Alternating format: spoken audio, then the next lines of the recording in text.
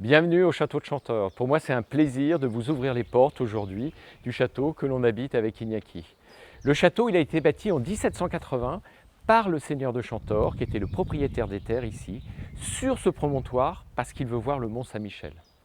Il faut savoir, et je vous montrerai tout à l'heure, du salon bleu et salon chinois, on pourra voir le mont Saint-Michel et le contempler. Je vous invite à me suivre et on va découvrir ensemble les intérieurs du château de Chantor. Allez, venez! Donc maintenant, on se retrouve dans le vestibule 18e du château de Chantor. Je dirais que s'il y a un élément vraiment que j'aime beaucoup dans ce vestibule, ça va être cette toile. Donc c'est une toile de Nantes, une toile dont le premier carton à l'âge du château, 1780, et qui représente Artémis, Diane chasseresse. Voilà, très belle toile de Jouy. Maintenant, je vous invite à me suivre dans le salon chinois, qui était le salon qui était vraiment au centre du château 18e. Donc on l'appelle le salon chinois parce que vous voyez sur les murs, il y a une toile qui représente un personnage un peu fantasmé chinois, un habitant de l'Empire du Milieu, 18e. Voilà.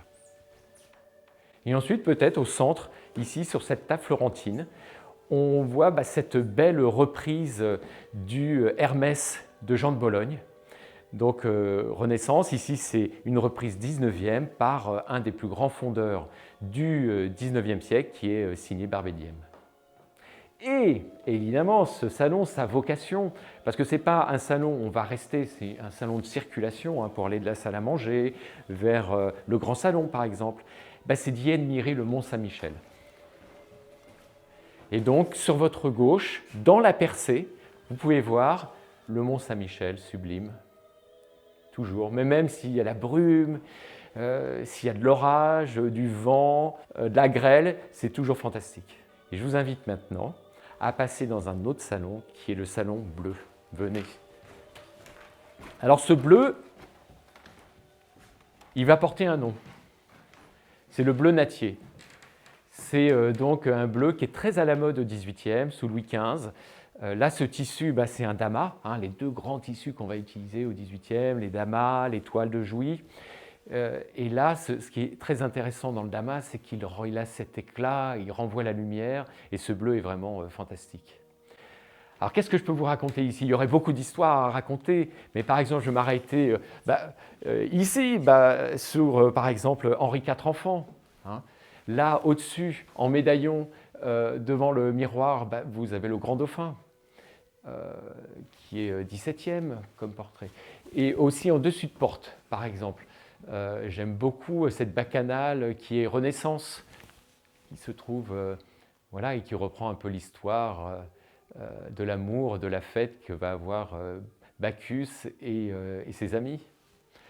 Et avant qu'on chemine jusqu'au grand salon, on va s'arrêter sur une sculpture que j'aime beaucoup, qui est le Laocoon, et un de ses fils. Il nous manque son deuxième fils, mais voilà. Lorsqu'on est arrivé ici à Chantor, il y a 8 ans, on avait vraiment envie de faire une restauration, du tout une rénovation. C'est-à-dire qu'on voulait garder l'âme du lieu. Et donc on a recréé ici un salon, comme on pouvait en trouver à la fin du XVIIIe, donc de style Louis XVI. Et maintenant, je vous invite à passer dans le XIXe siècle, de faire un saut de 100 ans d'un coup. Donc ici, on va retrouver vraiment le goût, l'envie que va avoir la bourgeoisie du XIXe siècle, du Second Empire, c'est-à-dire de retrouver des ambiances bien antérieures de l'histoire de France. Et ici, on va avoir un salon qui raconte l'histoire de la Renaissance. Donc c'est un salon néo-Renaissance avec son plafond à la française qui est vraiment remarquable. Alors on pourrait croire que c'est du bois, pas du tout. C'est bien sûr, on va utiliser les techniques de la deuxième partie du XIXe siècle, c'est-à-dire ce sont des poutres, des fermes qui sont en métal, recouvertes de stuc et peintes en peinture imitation chêne. Là, par exemple, on va retrouver un personnage important de notre histoire commune, c'est Louis XIV. C'est ce qu'on appelle un portrait de diffusion, il est XVIIe siècle. Ici, une très belle tapisserie, 18e au buisson, entre les deux fenêtres. Et sur la table, au centre, on retrouve cette très belle femme, la du Barry, par Pajou. Donc on vient de passer un petit peu de temps, par exemple à fumer le cigare, comme on aime beaucoup au Second Empire, et nous allons passer au dîner, et je vous invite à me suivre jusqu'à la salle à manger. Et nous allons traverser le salon bleu, le salon chinois, pour arriver à la salle à manger.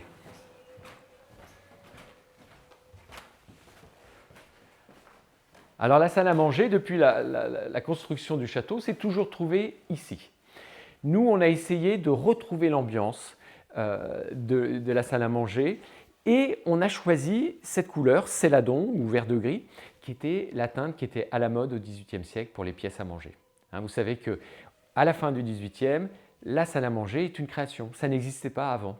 Et donc, les modes de vie évoluent et donc c'est une pièce qui est très importante. Et la cuisine, bien sûr, comme dans tous les châteaux, se trouvait éloignée. Et là, elle se trouve à Chantor, à la cave, sous la salle à manger. Et donc, pour amener les plats, ici, derrière ces portes, on va trouver le monte-charge. Je vais vous parler d'un objet, on me demande souvent, qu'est-ce que c'est, ici, ces deux portes? Eh bien, ça va être le chauffe-assiette du Second Empire, qui fonctionne avec le calorifère. Alors, pourquoi un chauffe-assiette? Parce que dans le service à la française, on amène, pour impressionner les convives, on amène tous les plats sur la table. Et donc, les plats chauds ont le temps de refroidir. Et le luxe, c'est bien sûr de les servir au moins dans une assiette chaude. Ça permet de réchauffer un petit peu les plats chauds.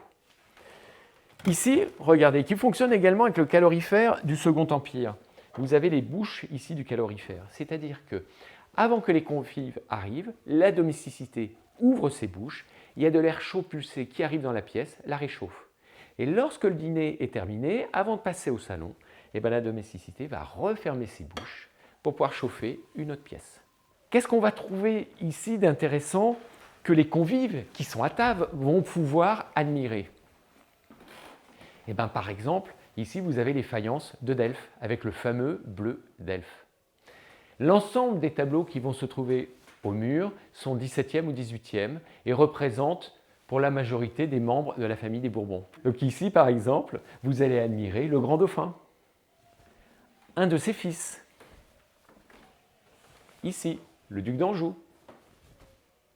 Et le grand Condé, il va se trouver en face.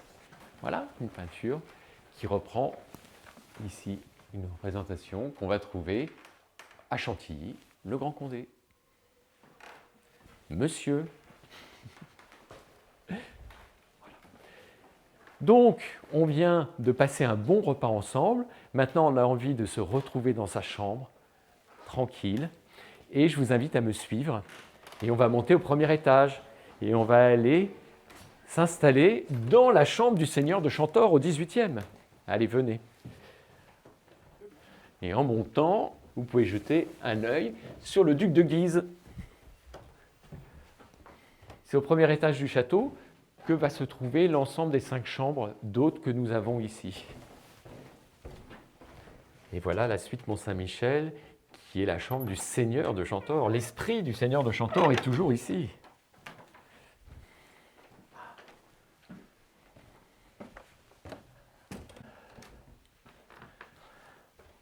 Alors, il faut savoir qu'au XVIIIe siècle, lorsque le château est bâti, le lit ne se trouve pas du tout ici. Le lit va se trouver dans l'alcôve qui est là.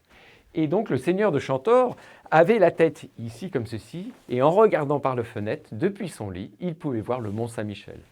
Je vous invite à vous diriger vers le parc et vers le mont Saint-Michel et le beau cèdre du Liban. Nous avons la chance à Chantor d'avoir un ensemble arboré remarquable avec des arbres vénérables comme le cèdre du Liban, comme le tulipier de Virginie, le séquoia géant, etc. Mais également, et on le verra plus tard, un ensemble hydraulique exceptionnel avec 14 cascades, une rivière, un vallon, des lacs, des bassins et également une tour hantée que je vous montrerai tout à l'heure qui permet de faire voyager et d'apeurer le promeneur. Maintenant, je vous invite à aller voir une seconde chambre avec son lit à la polonaise. Allez, suivez-moi. Donc, Ici, on va retrouver un lit qui est à la mode sous Louis XV. C'est un lit qu'on appelle à la polonaise. À la polonaise parce que Louis XV va se marier avec une princesse polonaise qui va amener dans ses bagages avec elle ce style de lit et qui va, la noblesse va se l'approprier. Et bien sûr, il est important dans toute chambre d'avoir une belle salle de bain et je vous invite à me suivre pour admirer la salle de bain de la chambre ovale. Avec une très belle vue, encore une fois, sur le parc et la serre. Très bel érable, les serres qui sont très à la mode, bien sûr, au XIXe siècle. Et une petite vue au loin sur la rivière anglaise, dans le vallon, entre les arbres, où on ira tout à l'heure.